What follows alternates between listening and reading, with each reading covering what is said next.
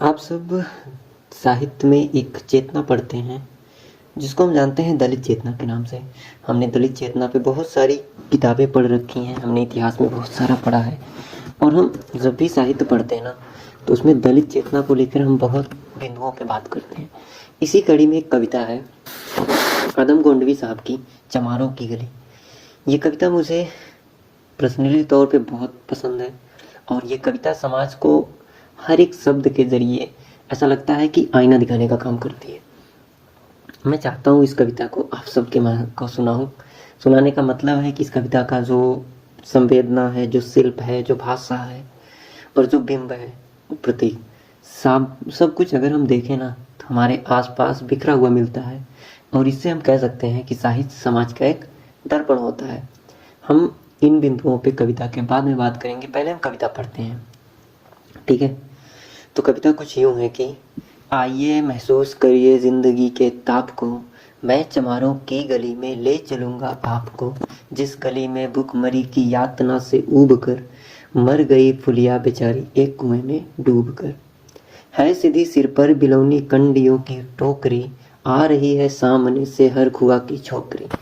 अब यहाँ कवि के द्वारा उस लड़की का वर्णन देखिए और उसके बाद जैसे चीज़ें बदलती हैं ना, जो वातावरण बदलता है उसको महसूस करिएगा।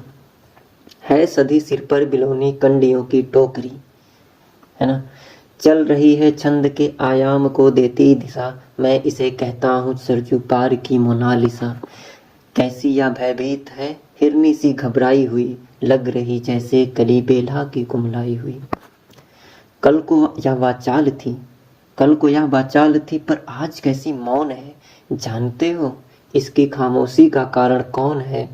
थे यही सावन के दिन हर खो गया था हाट को, सो रही बुढ़िया उसारे में बिछाई खाट को। डूबती सूरज की किरणें खेलती थी रेत से, घास का गट्ठल लिए वो आ रही थी खेत से। आ रही थी वह चली खोई हुई जज्बात में, क्या पता था उसको कि कोई भेड़िया है घात में। होनी से बेखबर किसना बेखबर बाराहों में थी, मोड़ पर घूमी तो देखा अजनबी बाहों में थी। चीख निकली भी तो होठों में घुटकर रह गई, छटपटाई पहले फिर ढीली पड़ी फिर ढह गई। इन लाइनों का मतलब आप आज समाज में हो रही बहुत सी हर दिन अखबारों में आती घटनाओं को याद करिए कि छटपटाई पहले फिर ढीली पड़ी फिर ढह गई। दिन तो सूरज के कछारों में थकक्का ढल गया, वासना की आग में कौमार उसका जल गया। और उस दिन ये हवेली हंस रही थी मौज में, होश में आई तो कृष्णा थी पिता की गोद में। जुड़ गई थी भीड़ जिसमें जोर था सैलाब था, जो भी था अपनी सुनाने को बेताब था। बढ़ के मंगल ने कहा काका तू कैसा मौन है, पूछ तो बेटी का आखिर वो दरिंदा कौन है। कोई हो संघर्ष से हम पाँव मोड़ेंगे नहीं, कच्चा खा जाएंगे जिंदा उनको छोड़ेंगे नहीं। कैसे हो सकता है होनी को हम कह के टाला करें, और ये दुश्मन बहू बेटी से मुंह काला करें। बोला कृष्णा से बहन सो जा मेरे अनुरोध से, बच नहीं सकता है पापी मेरे प्रतिशोध से। आप देखेंगे कविता जैसे जैसे चलती है ना, ये कविता नहीं है, कहानी और इस समाज का बिंब है। बच नहीं सकता है वो पापी मेरे प्रतिशोध से, पड़ गई इसकी भनकती ठाकुरों के कान में, वे इकट्ठा हो गए थे सरपंच के दालान में। दृष्टि जिसकी है जमीन भाले की लंबी नोक पर, देखिए सुखराज सिंह बोले हैं खैनी ठोंक कर। कह रहे सरपंच भाई क्या जमाना आ गया, कल तलक जो पांव के नीचे था रुतबा पा गया। कहती है सरकार की आपस में मिलजुल कर रहो, सुअर के बच्चों को अब कोरी नहीं हरिजन को। देखिए यह जो कृष्णा है चमारों के यहाँ, पड़ गया है सीप मोती गंवारों के यहाँ। जैसे बरसाती नदी अल्हड़ नशे में चूर है, हाथ ना पुट्ठे पे रखने देती है मगरूर है। भेजता भी नहीं ससुराल इसको हर्क हुआ, फिर कोई बाहों में इसको भींच ले तो क्या हुआ। आज सरजू पार अपने श्याम से टकरा गई, जाने अनजाने में लज्जत जिंदगी की पा गई।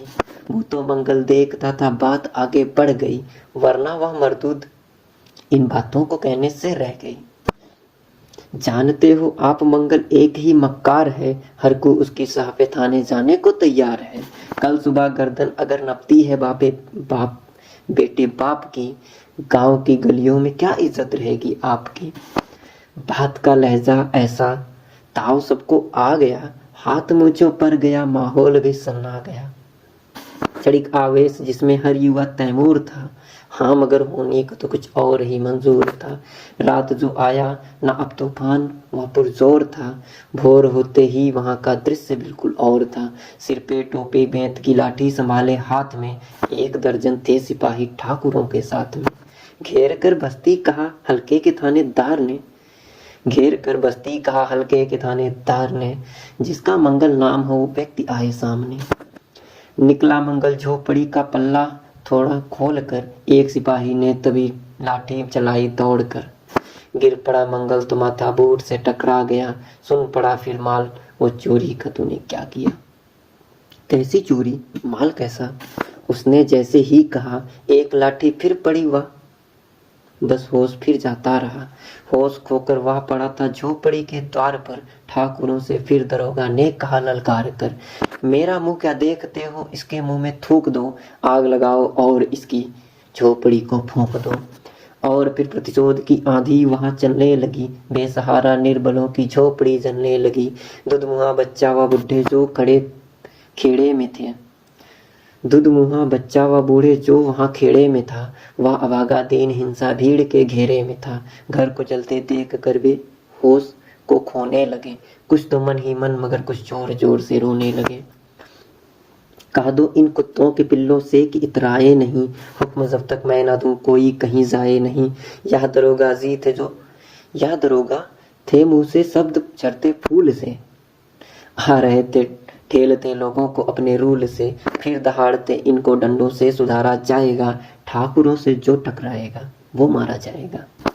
एक सिपाही ने कहा साइकिल किधर को मोड़ दें, होश में आया नहीं मंगल कहो तो छोड़ दें। बोला थानेदार मुर्गे की तरह मत भाग दो, होश में आया नहीं तो लाठियों पे टांग दो। ये समझते हैं कि ठाकुरों से उलझना खेल है, ऐसे पाजी का ठिकाना घर नहीं है जेल है। पूछते रहते हैं मुझसे लोग अक्सर यह सवाल, कैसा है कहिए सरजू पार की कृष्णा का हाल। पूछते हैं मुझसे अक्सर लोग यह सवाल, कैसा है कहिए ना सरजू पार की कृष्णा का हाल। उनकी उत्सुकता को शहरी नग्नता के ज्वार को, सड़ रहे जनतंत्र के मक्कार पैरोकार को, धर्म संस्कृति और नैतिकता के ठेकेदार को, प्रांत के मंत्री गणों को, केंद्र की सरकार को मैं निमंत्रण दे रहा हूँ, आए मेरे गांव में। तट पे नदियों के घनी अमराइयों की छांव में, गांव जिसमें आज पांचाली उगाड़ी जा रही, या अहिंसा की जहानत उतारी जा रही है। तरसते कितने ही मंगल लंगोटी के लिए, बेचती है जिस्म कितनी कृष्णा रोटी के लिए। ये कविता अदम गोल्डवी साहब की उन अनमोल कृतियों में से है जो समाज को हर एक पीढ़ी में, हर एक दौर में एक आईना की तरह काम करेगी। फिलहाल हम जिस युग में जी रहे ना, हम कहते हैं कि साहित्य क्यों पढ़ना चाहिए। सबसे बड़े इस सवाल का अर्थ, अगर आप एक पूरी कविता पढ़ लेंगे ना, आप जब इस कविता को पढ़ेंगे आपका अपना भाव होगा, अपनी संवेदनाएं होंगी और अपने बिंब होंगे, आपकी आसपास की घटनाएं आप खुद ही इस कविता में तौलते जाएंगे। तो हम कह सकते हैं कि जो साहित्य, अपने रामचंद्र शुक्ल ने कहा ना कि जनता के चित्तविधियों का संचय होता है, बिल्कुल होता है। इस कविता की शिल्प की अगर आप बात करेंगे ना, तो इतनी ज़्यादा प्रबल और इतना ज़्यादा समाज को अपने हर एक शब्द में ढोती हुई कविता या तो नागार्जुन के यहाँ मिलेगी या तो फिर कबीर के यहाँ मिलेगी। ठीक है, मैंने जितना महसूस किया है मैं आपको बता रहा हूँ। इस कविता को पढ़ते हुए इसकी अंतिम शुरू पंक्ति से लेकर अंतिम पंक्ति तक आप अपने पूरे समाज को, अपने पूरे जीवन को महसूस करेंगे और साहित्य के उन सभी बिंबों को समझ पाएंगे जिसमें साहित्य किसी भी समाज के दिशा, प्रवृत्ति और सोच को बदलने के लिए मुख्य और प्रथम कड़ी माना जाता है। आज के लिए इतना ही। हम फिर से मिलेंगे किसी और कविता, किसी और डिस्कशन के साथ। मेरा नाम है सूरज। आप देख रहे थे या सुन रहे थे हिंदी सारथी। अगर आपको ये कविता या फिर ये चैनल पसंद आता है तो आप लाइक कर सकते हैं, सब्सक्राइब कर सकते हैं। तब तक के लिए धन्यवाद, ख्याल रखिए।